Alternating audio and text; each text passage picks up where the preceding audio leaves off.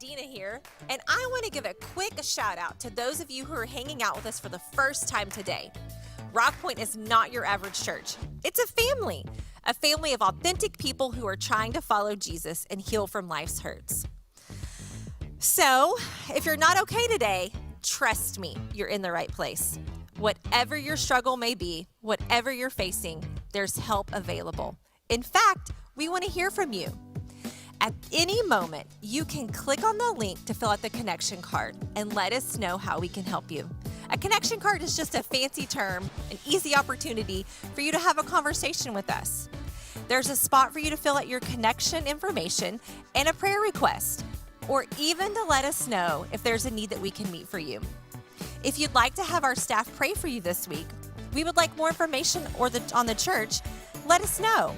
Just fill out the connection card. It's an easy way to keep up with what's going on in your life. In fact, we've made connecting with us as easy as possible.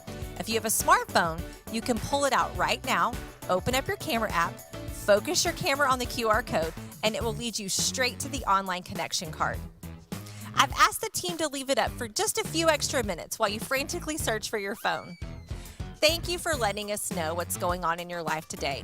It's an honor to pray for you and to support you. After all, isn't that what church family is all about? Right now, we are in the middle of a collection of talks we're calling Jesus Freaks. It's no doubt that Christians can be a little weird sometimes. So we're doing our best to dive into what really matters when we follow Jesus in our everyday life. For all you families watching, we wanted to do something special for you. Our kids ministry team has been busy this week getting ready to share with you and your kids a Bible story.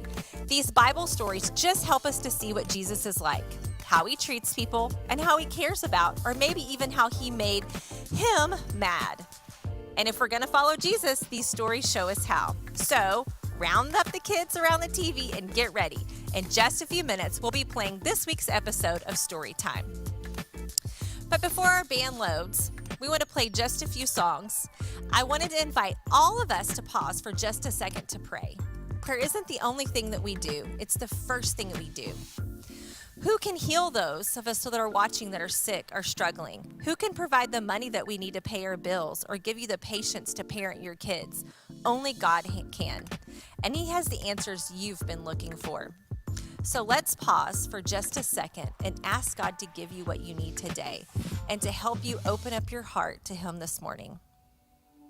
God, thank you so much for today, and thank you for each person watching. And God, we know that you are such a big God, that you can give us the patience that we need, and God, that you can give us the healing that we need, and God, that you can provide for us. And God, most of all, we just thank you with how that you love us, how you love us each day. God, I pray that as we are watching, as we're going about our week, God, that you would fill us with your spirit and your love. We love you so much. Amen. Good morning, Rock Point. Let's sing together.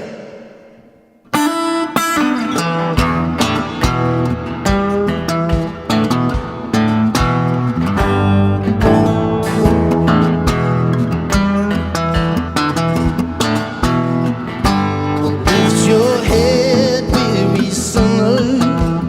Rivers just ahead. Down the path of forgiveness, salvation's waiting there. You've been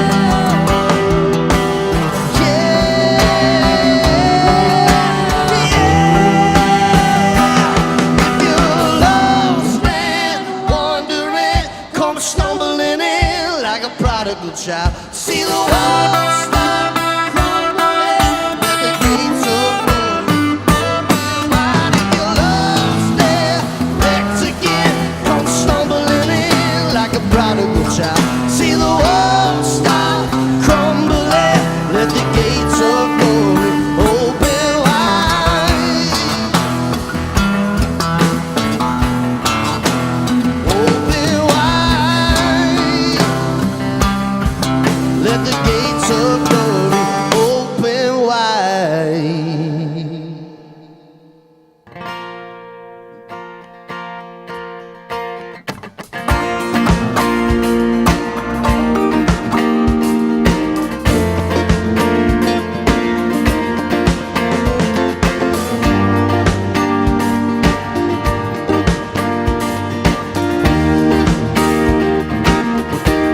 I say, oh, come on, you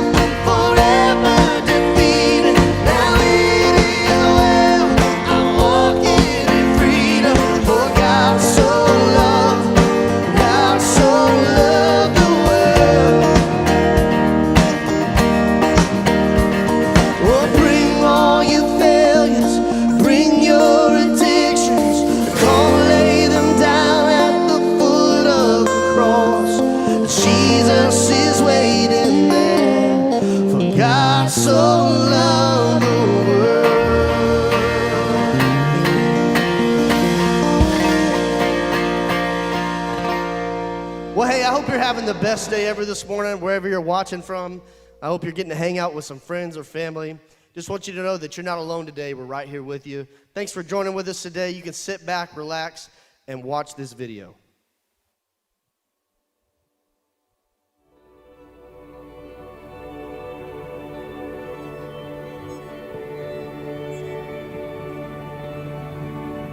Today, we want to tell you a story about a man named Jonah. Now, Jonah was a prophet, which means he would tell people about God, and so he had a lot of friends. And one day, God tells Jonah to go to a place called Nineveh. Jonah, I want you to go to Nineveh. Why does everybody think that that's what God's voice sounds like? Now, why would God want Jonah to go to Nineveh? Well, because the whole place was in trouble. Lawlessness was taking over, it was super evil, and they had to turn things around. So, what is Jonah to do? Well, I got it. He takes the first flight out and he flies straight to Nineveh and he starts his mission there. Nope, that is not what he does. He packs his bags and immediately runs in the opposite direction.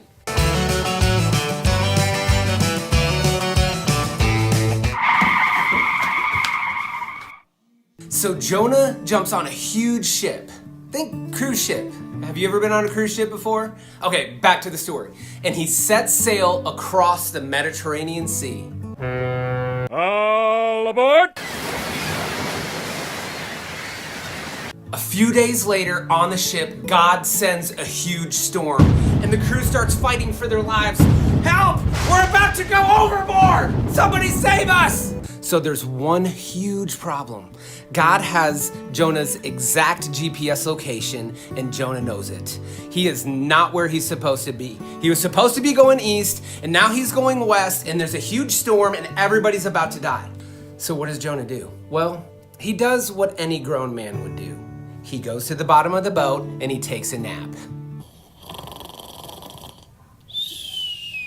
The captain figures out exactly what's going on, and he sends his men to go wake Jonah up, sit him down, and question him. So Jonah is completely out of options and tells the captain what's going on, and so the captain does what a good captain will do. He throws Jonah overboard. Ahoy, matey! And immediately, when Jonah lands in the water, the storm clears up. Well, guess what? As soon as he starts thinking about what he's gonna do floating out there, God sends a whale and swallows Jonah.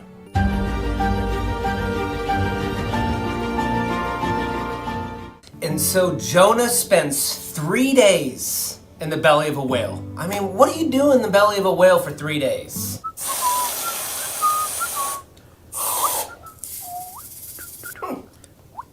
Being in a whale's not so bad. Hey, all you fish want to see a little magic trick? All right, here we go. I got a card for you, I got a card for you, I got a card for you. Okay, here we go, all right. That is not how it went at all. Jonah spent 3 days in the belly of that whale begging and pleading God to save his life.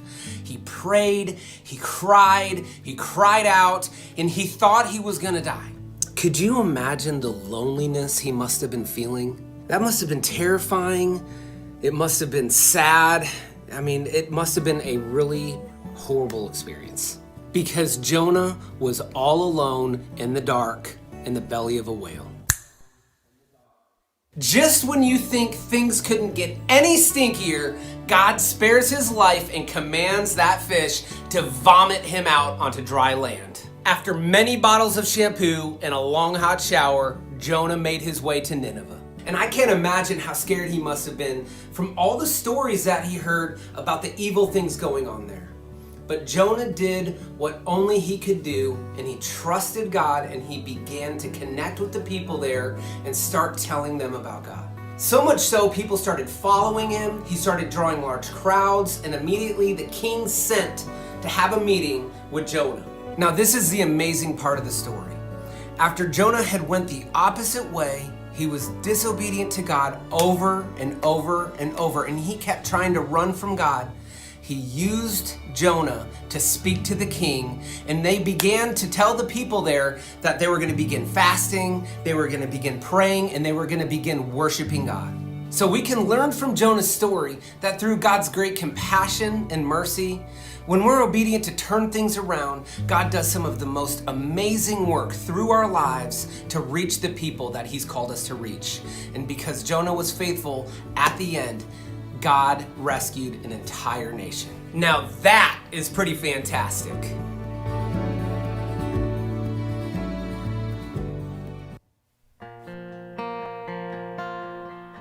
Well, hey, I hope you and your family enjoyed that story.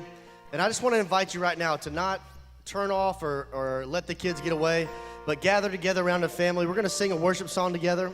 It's one of my favorite songs to lead at our church, and now I get to lead it with you at your home. So let's sing together.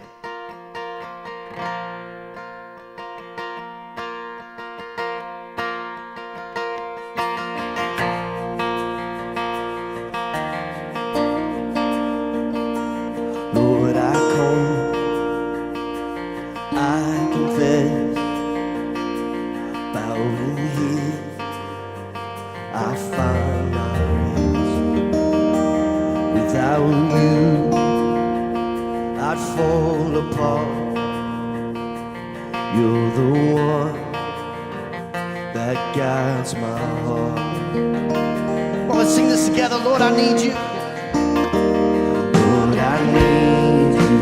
Oh, I need you. Every hour I need you. My one defense, my righteousness. Oh God, how I need you. Lord, sing it now. Sin runs deep. Your grace is more. Grace is found. Is where you are. Say where you are. Lord, I am free. Your holiness is Christ in me. Yeah, need you. Oh, I need you. Every hour I need you. You're my one defense. You're my righteousness. Oh God, how I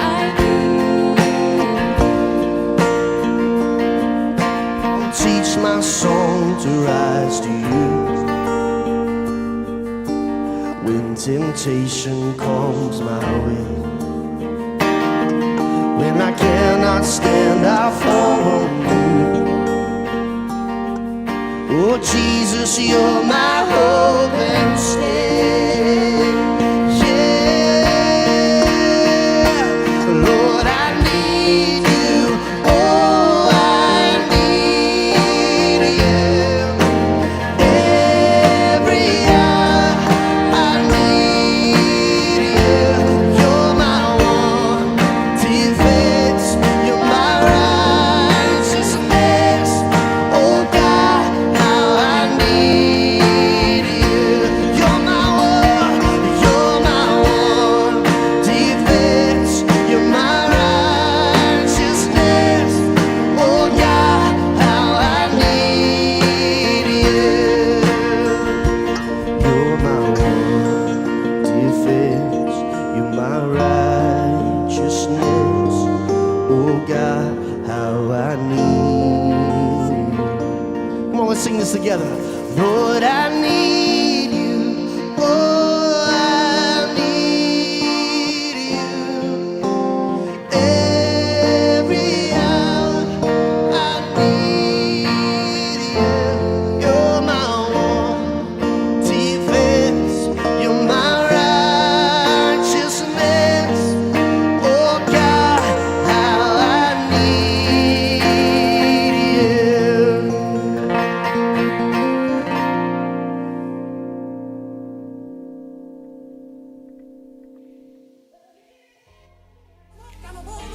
No time to talk. The music loud, the women walk, my man came to rap since I was born. My name was alright, I'm okay, and you may look the other way, but we can try to understand. I knew you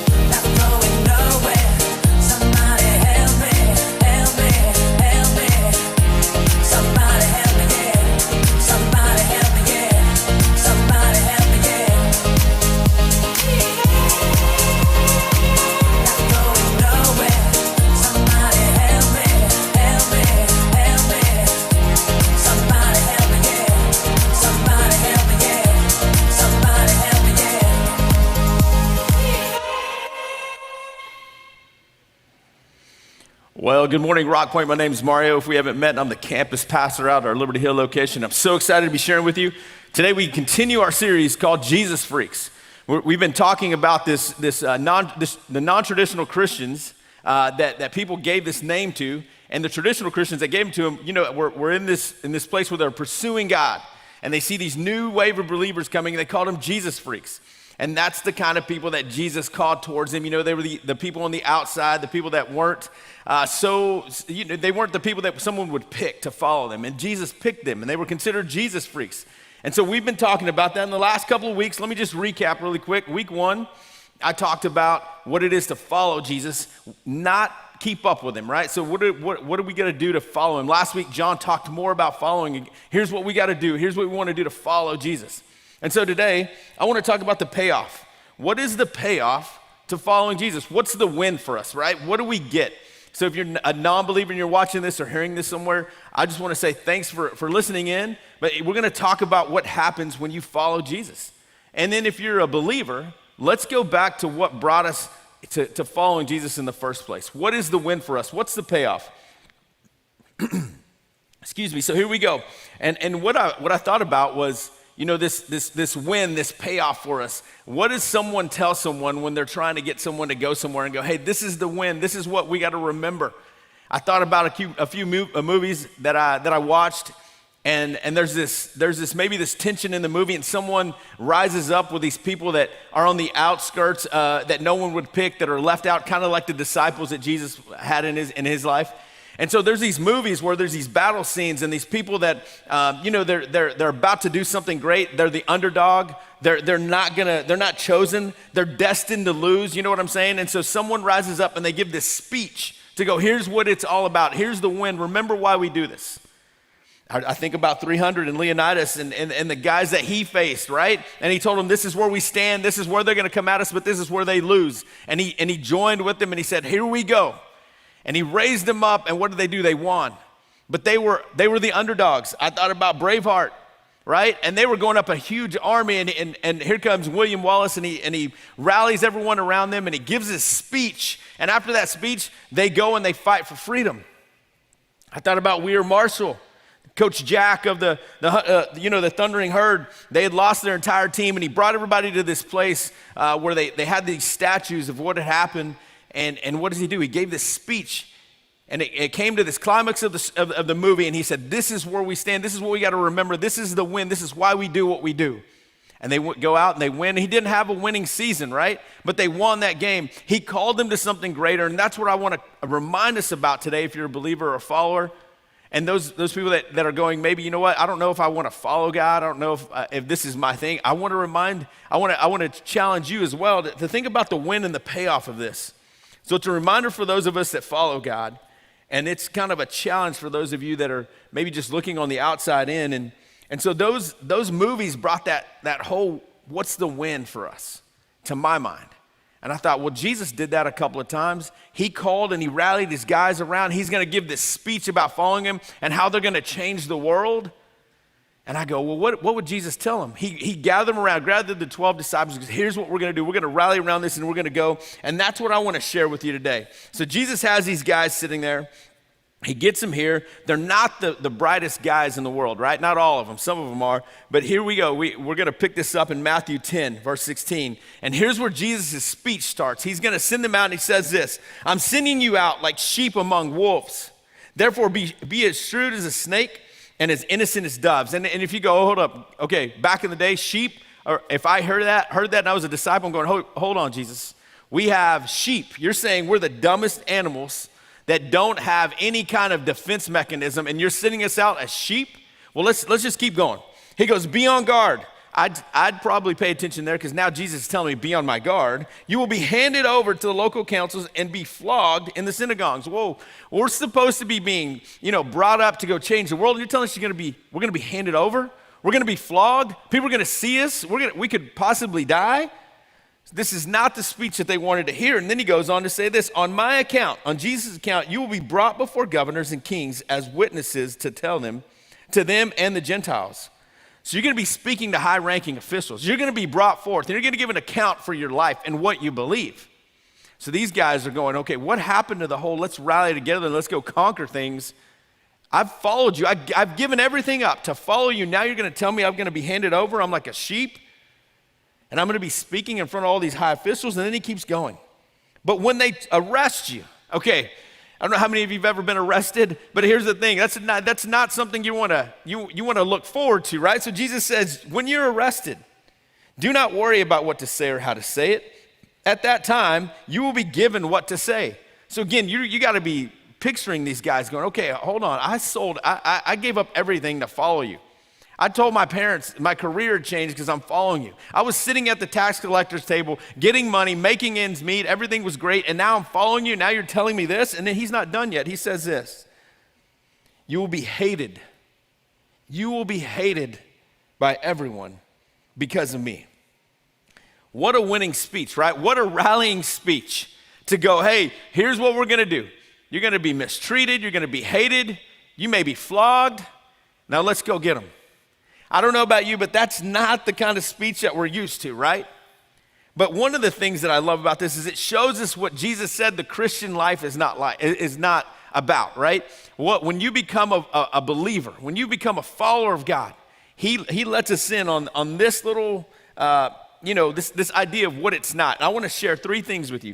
And the good part about this, again, is it tells us what being a follower is not. And number 1, Jesus says this. He doesn't say following him will make you a better person. Nowhere in there did you hear Jesus say that, you know what, you're going to be able to forgive better. You're going to stop worrying. Your anxieties are going to go away. Everyone's going to love you. Nowhere in there did he say that. It's the complete opposite. And I think we get these ideas that once I believe in God, everything's going to change for the better. Well, it does in your life and in your heart and in the long run. We're going to talk about the win, right? But this is what it's not. You're not going to be a better person. Jesus doesn't say, number 2, this. It's all about getting into heaven. If it was all about getting into heaven, I know that's one of the promises, but if it was all about getting into heaven, get this, the minute that you put your trust and faith in God, you'd be in heaven right there. It'd be done. But it's not about that because someone has to stay around. Someone has to give what? Hope to the people that are going, I've been lost. I'm lost. What do I do? Who do I follow? So again, Jesus doesn't say it's all about getting into heaven. And the last one that I wrote down was this. Jesus doesn't say we will have a pain-free problem life. Listen to that. We're not going to have a pain-free problem life. Arrested, you're a sheep, be on guard, handed over, hated. Yeah, that does not sound like a pain-free life to me. And I think as we begin to believe in God and as we come to church and maybe you're new, I think we have this mentality that things are just going to change drastically on the outside, but it's not. It's on the inside that changes, but the outside, we live in a broken world, so what happens? Broken things happen. And so Jesus is going to talk about that, and he continues to talk about this fear with the disciples, because when you hear those things that Jesus said is going to happen, man, some fear can well up. I'm not a better person. There's still anxieties. There's worries. There's all these things that are happening, and you go, man, that's a little fearful. I'm a believer, and things aren't really like changing. You mean these things can happen to me? Yes, they can. And Jesus wants to address that with these disciples, because they're a little scared. And he says this in Matthew 10:28. Do not be afraid of those who can kill the body but cannot kill the soul. So you know what? Don't be afraid of those guys that can take you out, because they can't take away your soul. They can kill your body, but they can't take away your soul. He says this, rather be afraid of the one who can destroy both soul and body in hell. Are not 2 sparrows sold for a penny? So Jesus starts talking about the sparrow and says, you know what? Don't they sell 2 sparrows for a penny? Yet none of them will fall to the ground outside the Father's care. Meaning God's saying, I see everything. Those 2 sparrows, yeah, they're going to be sold for 2 pennies. And you know what? They're not going to die. They're not going to fall to the ground without me knowing. And then he goes on to finish it this way. He says, and even the very hairs on your head are all numbered. So do not be what? Afraid. You are worth more than many sparrows. So Jesus again tells these disciples, I know this fear's there, but don't worry about who can take out the body. Be afraid of the person who can take the body and the soul out, and put your trust in that person and build this relationship with him. And that's what Jesus is talking about. So Jesus quickly, just sharing about the sparrows, he lets you and I in on something that we should take to heart, and we should remember, we should write down, we should continue to say it over and over again, and it's this, is God cares deeply about me. God cares deeply about me. And you see, Jesus is telling them, you know what? All this stuff that I just told you, here it comes down to this. You're going to be fearful. Yeah, you're going to be scared. Things aren't going to change. You can die. You can be arrested. But take note that I care about you and I'm with you. And so what I want to tell you guys this morning is we're in this pandemic, right? We got all kinds of news coming out. We have all kinds of things happening on the news. And God knows. God knows there's a pandemic. God knows that you had a career change. God knows maybe you lost your job. God knows that there's a financial pressure in your household. God knows the results of the tests that came in this week. God knows that you've been in the hospital for who knows how long. He knows that there's been deaths in your family. He knows that there's anxieties, and he knows that you're struggling. He knows that. He just shared that with the disciples. And he knows where you and I are at today. 2020, he knows exactly what's going on in our lives. And I think we forget that God is key, because here's what happens is we try to keep up with him and we tell him to keep up with us, and he's going, no, I need you to follow me. I need you to have you revolve around me and not me revolve around your life. And so later that evening, I want to tell you again a little bit about what happens with the disciples, because we're going to put some things into practice. He's saying, hey, you're going to be arrested. There's going to be some things go on. And so they get in this boat, right? And you and I are in this thing called life, and there's so many things happening, and I know it's so easy to focus on the things that we can see and the things that we feel like we can control. And we get scared when those things that we can control get out of hand, and we go, hey, what's going on? I got to wear a mask. I can't go here. I got my kids to worry about. And so what happens? I want you to look at the story with the disciples and Jesus. And this is what happens. It says, later that night, in Mark 6, later that night, the boat was in the middle of the lake, and he was alone. Jesus was alone on land. He saw the disciples straining at their oars because the wind was against them. Shortly before dawn, he went down to them walking on the lake. He was about to pass him by, but when they saw him walking on the lake, they thought it was a ghost. They cried out because they saw him and were terrified. He just talked about fear, and they're terrified. Immediately he spoke to them and said, "Take courage, it is I. Don't be afraid." Then he climbed into the boat, and with him, and the wind died down. They were completely amazed. Will you write this down for me really quick? Coming out of that story, will you write this down? Make this note in your phone. God knows about your storm. God knows about your storm. You see, he was sitting on the land, right? And he saw them straining, and he saw that the wind was coming, and he knows about your storm. And for some of us today, I think it's not just wind. It may be some hail. It may be some rain. It may be some thunder and lightning, and you may be straining. You may be going, and God's going, I see you. I know your storm. And what's I think, what makes me feel good in this whole thing is the fact that Jesus saw them, and he didn't go like this. Oh, here we go again. They're straining again, and I got to go save them again. He didn't say, I have to go out there again, and I got to remind them why they're doing this. He didn't say, you know what, are they ever going to get this right? I think, again, in our culture and the way we're brought up, we have this fear of disappointment, right? But God's going, hey, I care deeply about you, that I'm going to walk out there. And that's the next point. As he got up, he walks out there. He knows they're in this storm. He knows every single bit of their fear and anxieties, each one of them in the boat. And they're rowing and rowing and rowing. And he, again, tells them he steps in the boat and the storm calms. So I think one of the things that I forget before we move on is this. As a believer, again, and as a follower, I think sometimes we forget that it rains and the storm comes on the just and the unjust, right? I think we think, again, that once we become this believer, we're going to be great people, we're going to be a better person, we're not going to struggle, and that the storms are just going to be gone. But Jesus himself says it's going to rain on the just and the unjust. There's going to be storms in our life because we live in a broken world. And so something else that we learn here is this. When I'm about to give up, God shows up. When you and I are about to give up, God shows up. These guys were having trouble rowing. Man, they were working against the wind, meaning they were trying to go this way and the wind was pushing them back. And if you and I can be honest for a second, the easiest thing in life when things are not going right, is to do what? Is to give up and throw in the towel. And all the progress that you've made, you go all the way back because the storm takes you out. And that's when you and I are trying to do things on our own. And God's going, I'm going to show up. I'm going to be there for you. I'm going to help you.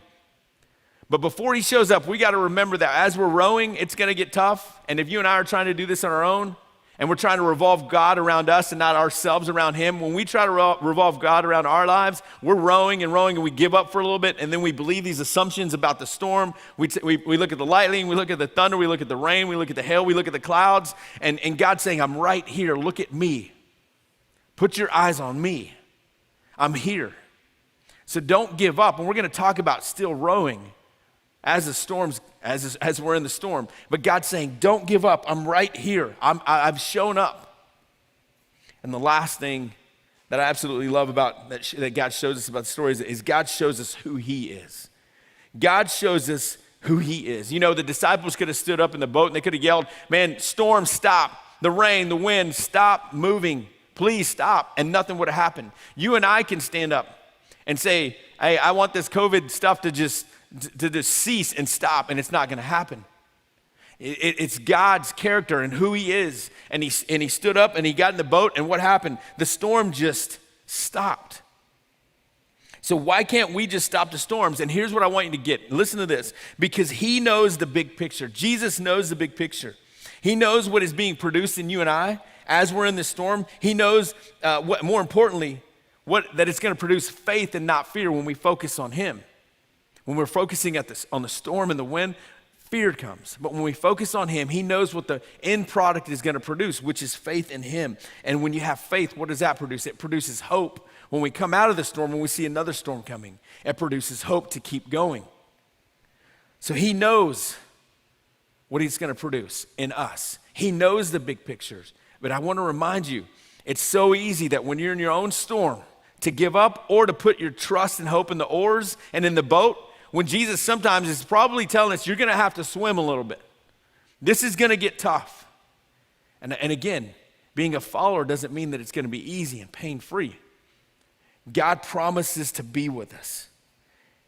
And so if we call ourselves a follower, I want you to listen to this promise, okay? And if you're not a believer, if you go, hey, I'm still checking this whole God thing out, listen to what Jesus tells us, this promise he gives us. And it's this in Romans 8. Who shall separate us from the love of Christ? Shall trouble or hardship or famine or nakedness or danger or sword? No, none of those things. No, in all those things, we are more than conquerors through him who loved us. For I'm convinced that neither death nor life, neither angels nor demons, neither the present nor the future, nor any powers, neither height nor depth, nor anything else in all creation will be able to separate us from the love of God that is in Christ Jesus our Lord. So here's what's awesome is once you put your faith in God, we won. It's over. We win, right?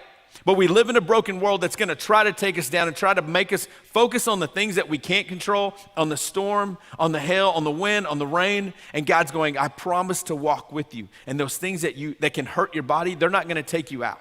That's not the final word. We've won. We have to keep rowing now. And so one of the things that I want to talk about really quick is God's reminding us that he's going to meet us out in that storm. He's reminding us that he's going to see us through it.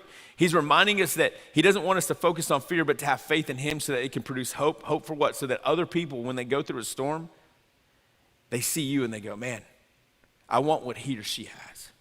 And you know what? Sometimes we're in a storm to look around and go, hey, who else is here that I can help?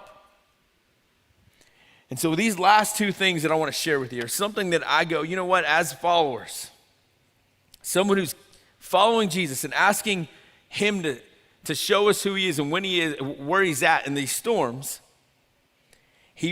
I want to share these things that may help you produce confidence in your faith. And then in confidence, it's going to produce hope when you see a storm coming.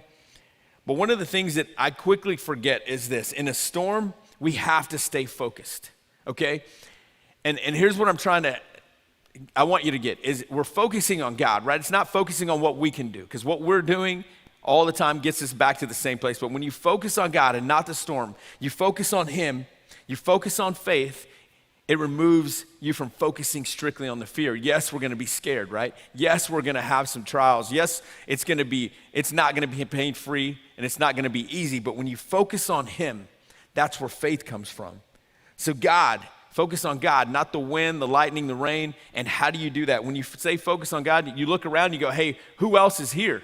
So for me in my own life, when we're going through this pandemic and I have questions and I have anxieties, I got to focus on him and go, hey, what do you think about this? Hey, can you help me with this? That means we got to reach out and go, in the community, in this church, how can they help me? I'm a part of this. How can I help someone? So when we're in this storm, you got to stay focused on him.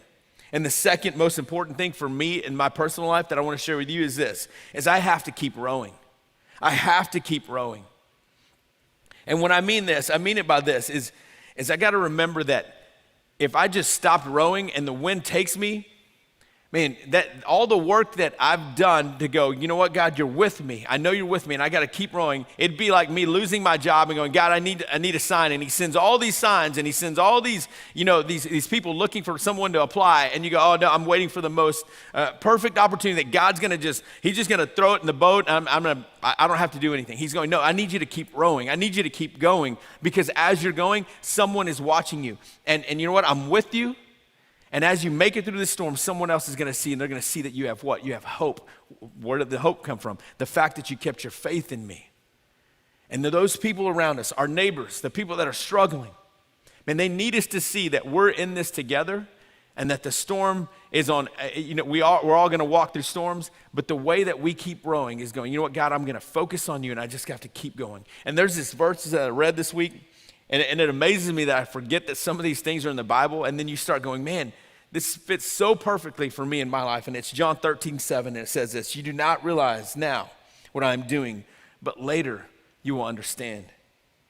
And for me, I have to remember that you and I sometimes are the only hope that someone sees. And when they see us, they should see who Jesus is. And that we're in this boat, we're swimming. Sometimes we're rowing as fast as we can. But they have to see that our focus is on Jesus and not on the fear that this storm brings. So what is the win? What's the payoff? It's the fact that you and I, as a believer, as a follower, have hope that we've already won. We just have to stick it out and go, you know what? I'm going to make sure that I finish this, not for my sake, but so that my two daughters can see what it's like to have faith, so that our marriage can make it through, so that once this storm's over, the people around me can reach out and go, hey, how did you do this? And you know what? I have the perfect opportunity to go, it's not me. It was God that led me through this. And here's how. So if you're in a storm this morning, if you're rowing, I want to tell you, just keep rowing, reach out where you need help. And if you're a follower, remember, you have that hope to go, I got to focus on Jesus. I got to focus on what God's trying to show me. And you know what? If you're not a follower and you're still checking it out and you're struggling, I got to tell you that same promise that went to the disciples and that goes to us about nothing can separate us is there for you. All you have to do is go, God, I just need I need a redo. I need to start over. I need everything that I've done just to be wiped out and go, God, I want to follow you. I need to revolve my life around you and you not around me. And again, it's not going to be easy. The storms are coming. There's going to be storms in our life. But again, the fact that we've won provides hope. And in that, you can go, you know what, I'm going to make it through, and I'm going to have an impact and influence in the people around me. So again, this morning, let me pray with you. And if you need anything, please, again, fill out that connection card. Let us know how we can pray for you. I know there's so many things going on in our church, so many things in the lives of the people around our people that go to our church. So if you can, scan that QR code. Let us know how we can pray for you, because I'd love to find out what you're walking through and how we can support you in this. Let me pray. God, thanks for this morning. God, thanks for allowing us to learn a little bit from what you showed the disciples that morning. God, in the things that you shared with them. And then in that boat, God, the fear and the anxieties that came in their life are some of the fears and anxieties that we have right now in this world. We're focused on all the things that are going on that we often forget that you're walking with us. And you're asking us to follow you, not to keep up with you. So God, I pray that as we have these fears, these anxieties, God, that you would help us to focus on you and have faith in you so that could provide hope. And God, if we're not in a storm right now, I ask that you would help us to look around and see who needs help. Who can we be that person that person to them that can step in that boat and say, you know what, here, let me help. God, I pray that we'd look around, that we'd offer help and hope to those that are in need. God, and for all of us, God, that with all, again, just all the things that are going on in our culture and our world, would you help us to focus in on you? Would you help us to zero in on what you're doing in our lives? And God, we thank you, we love you, and it's in your precious name I pray. Amen. Thanks for joining us today, guys. We'll see y'all next week. Now hold on. Before you push the off button, I've got 2 things to share with you.